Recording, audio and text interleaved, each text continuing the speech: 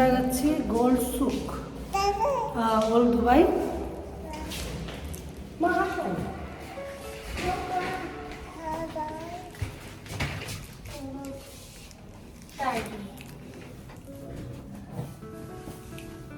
তাই যাচ্ছি আমরা। সো একটু মডার্ন দুবাই ছিল, এখন আমরা ওল্ড দুবাইয়ের দিকে দেখি কেমন। মোটামুটি সব ধরনের মানে এক্সপিরিয়েন্স নেওয়ার চেষ্টা করছি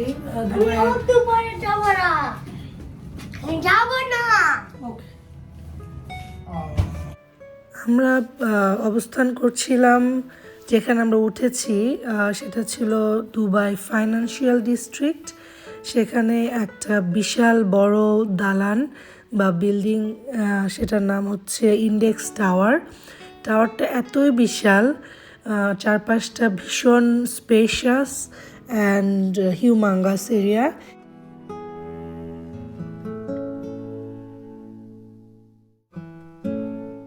ফাইন্যান্সিয়াল ডিস্ট্রিক্ট এরিয়াটা কমার্শিয়াল এবং কর্পোরেটলি ভেরি ওয়েল নোন এবং এস্টাবলিশড।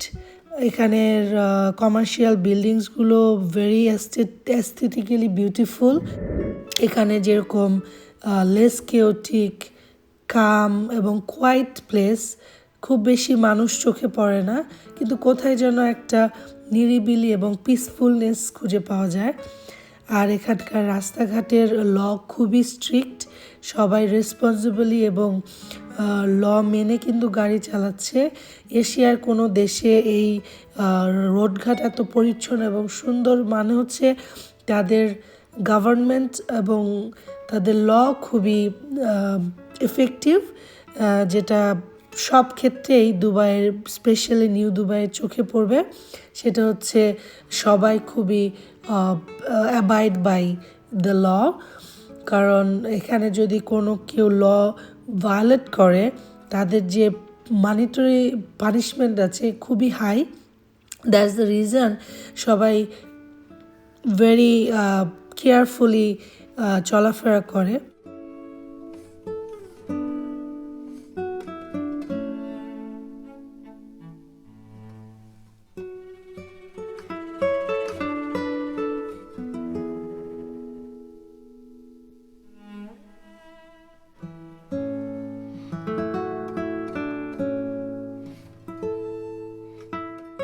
তো এটা প্রশংসার যোগ্য যেভাবে দুবাই গড়ে উঠেছে লাস্ট 30 ইয়ার্সে। অবশ্যই তাদের ইনিশিয়েটিভটা অনুকরণীয় এবং প্রশংসনীয়।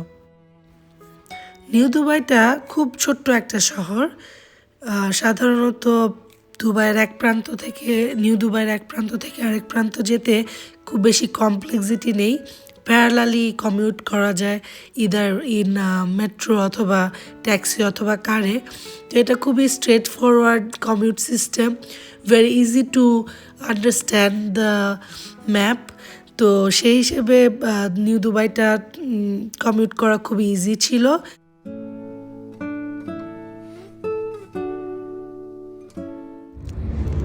এটা কি ফ্রেমটা নাকি এটা কি ফ্রেম? Left left.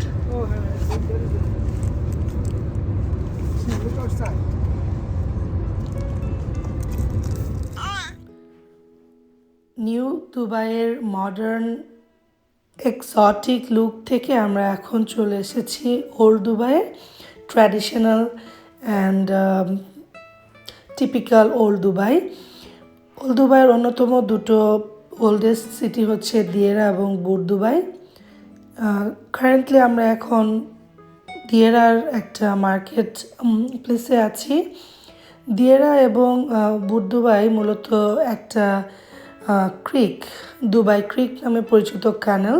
দুবাই ক্রিকের দুই পাশে দুটো সিটি, একটা হচ্ছে দিয়েরা আর একটা হচ্ছে বুট দুবাই। তো আমরা কিছুক্ষণ পরেই সেই দুবাই ক্রিক ক্যানেলটাকে অবজার্ভ করব। আর এই সকল ওল্ড দুবাইয়ে বা দিয়েরা বা বুট দুবাইয়ে সাধারণত দেশি পিপল, অ্যারাবিক এবং মিডল ইস্টার্ন কালচারের মানুষজন বেশি দেখা যায়। অনাড়ম্বর এবং ট্র্যাডিশনাল কালচারটা এখানে বেশি প্রতীয়মান হয়। তো অনেকটাই বাংলাদেশি আবহটাও ফিল করা যায়।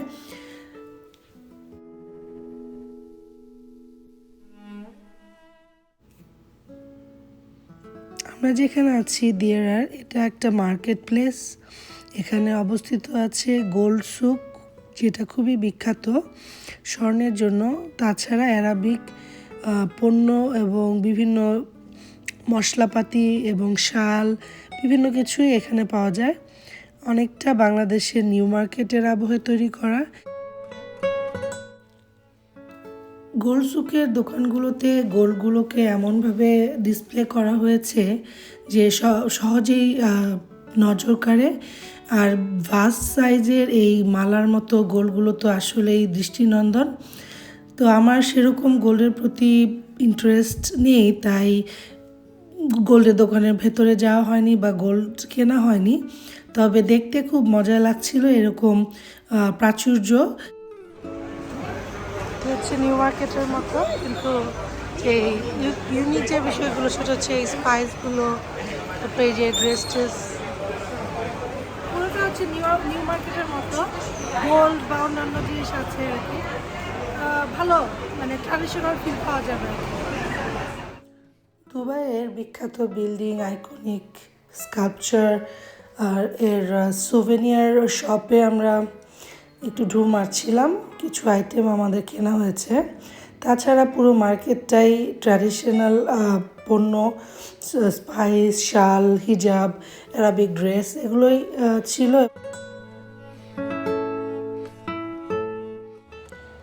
এগুলো দেখতে দেখতে আমরা পথে এগোচ্ছিলাম। অনেকটা পথে আমাদের হাঁটতে হয়েছে, বাচ্চাদেরকে নিয়ে হেঁটে যাচ্ছিলাম।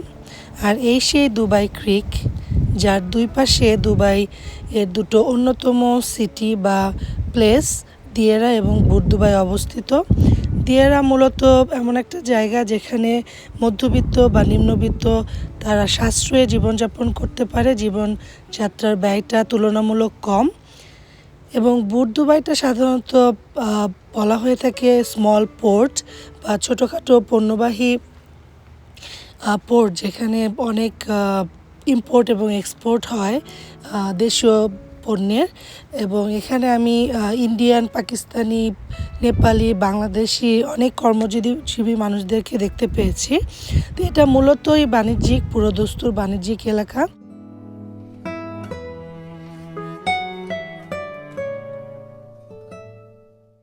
তো আমরা হেঁটে হেঁটে যাচ্ছিলাম, বিকজ কোনো গাড়ি পাচ্ছিলাম না। তো বাচ্চাদেরকে নিয়ে ওভাবেই হেঁটে হেঁটে বেশ লম্বা একটা পথ আমরা গিয়েছি হচ্ছে একটা ফেরি ঘাট বা নৌকা ঘাটের মতো একটা জায়গায়, যেখানে এই পার আর ওই পার ট্রান্সপোর্ট করা যায়। তো সেখানে আমরা যাচ্ছি।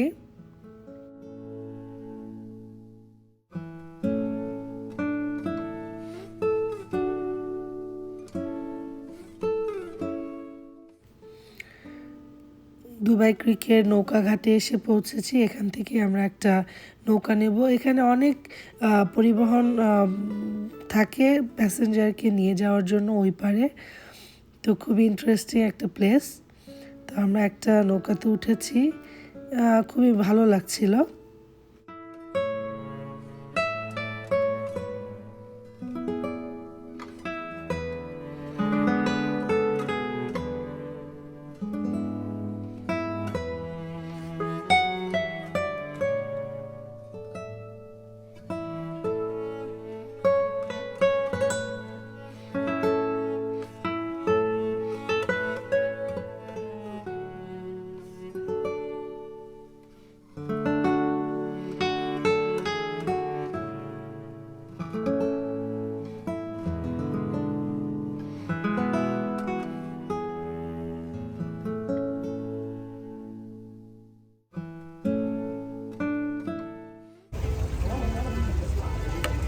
Cream of mushroom portion is অনেক বেশি। এটা পুরো তোমার পিৎজা হাট বলো বা 3 জনের খাবার দিচ্ছে।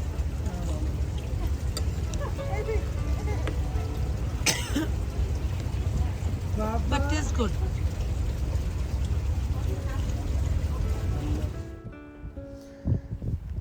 কিছুটা বোট যাত্রায় ক্রিকের যে মনোরম বিউটি এবং মেসমেরাইজিং বার্ড ভিউ আমরা অবলোকন করতে করতে বুর্দুবাইয়ের প্রান্তে চলে এসেছি। ক্ষুধার্ত ছিলাম, তাই আমরা একটা রেস্টুরেন্টে বসলাম। সাধারণত এদিকে নদীর পাড় সংলগ্ন অনেক দেশীয় রেস্টুরেন্ট আছে, সেরকমই একটা রেস্টুরেন্টে আমরা বসেছি। আর নদীর পাড়ের সৌন্দর্য দেখতে দেখতে খাবারগুলো খেয়েছি। সবচেয়ে মজা লেগেছে ক্রিম মাশরুম স্যুপ। অনেক পোর্শন অনেক বেশি ছিল, সাথে স্প্যাগেটি। আর ইরানিয়ান এই কাবাব প্ল্যাটারটার কথা না বললেই নয়। Extremely moist, fresh and authentic Arabic kebab test. আমরা খুব থরলি এনজয় করেছি এবং পরিমাণে অনেক বেশি ছিল। All together the food was amazing.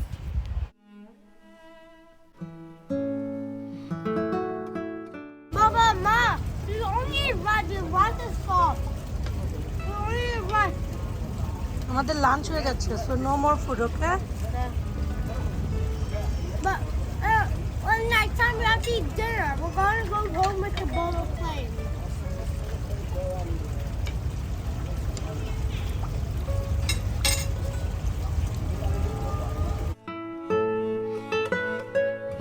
আমাদের খাওয়া দাওয়া পর্ব শেষ।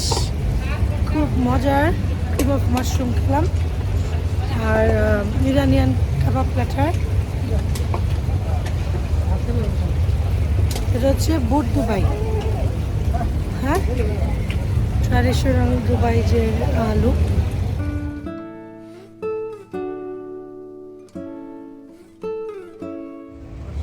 আমরা আছি ওল্ড দুবাই, বুট দুবাই এই জায়গাটা। নদীর আর এই পার আর ওই পার আমরা এক দিরহাম দিয়ে আসলাম। তো আমরা খাওয়া দাওয়া করলাম এখানে।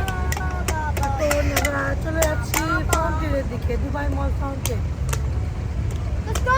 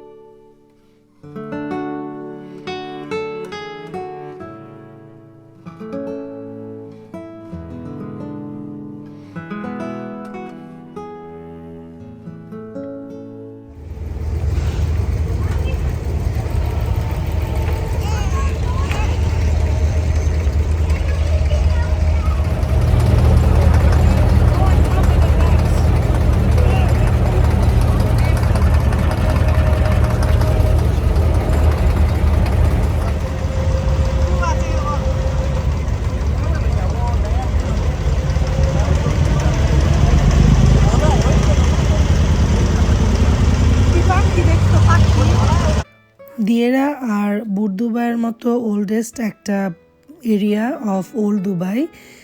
Very unique experience, unique location, traditionally built.